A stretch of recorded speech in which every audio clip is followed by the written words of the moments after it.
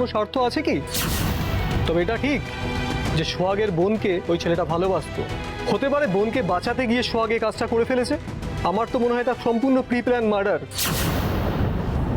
না স্যার, এটা সম্ভব নয়। This is not possible. দেখুন, কোনটা সত্যি কোনটা মিথ্যে যতক্ষণ প্রমাণ না হচ্ছে সোহাগকে লকআপে থাকতে হবে। আমি মারিনি মনিকে স্যার, আমি মারিনি।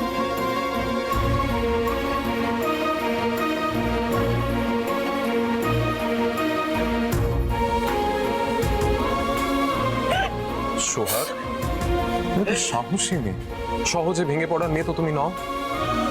এখন ভেঙে পড়লে চলবে না সোহাগ, আর আমি আছি তোমার পাশে। আমি কিছু করিনি স্যার, বিশ্বাস করুন, আমি সত্যি করে অন্যায় করিনি। কেউ বিশ্বাস করছে না আমার কথা। আমি বিশ্বাস করেছি। বিশ্বাস না করলে এখানে কেন আসবো আমি? সোহাগ, তোমার কথাই রিপিট করছি। ভয়কে ভয় পেলে জয় করবে কি করে?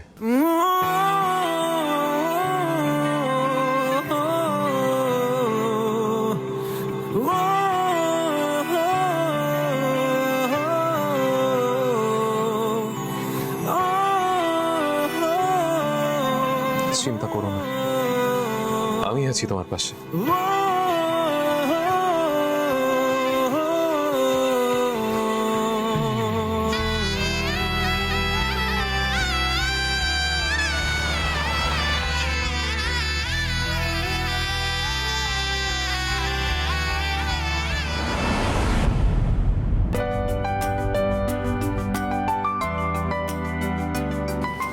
বাবু, আপনার কফি।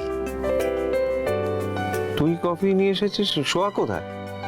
ও, আমি তো ভুলেই গেছি, ওরা তো গ্রামে গেছে। ওরা না থাকলে বাড়িটা কিরকম ফাঁকা ফাঁকা লাগে, তাই না? একটা হক কথা কইছেন কর্তাবাবু।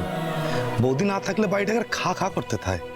আচ্ছা কর্তাবাবু, ওরা কবে আইব? মনে হয় অক্ষয় তৃতীয়া কাটিয়ে আসবে। ওখানে তো ওই অক্ষয় তৃতীয়াতে খুব বড় একটা অনুষ্ঠান হয়, উৎসব।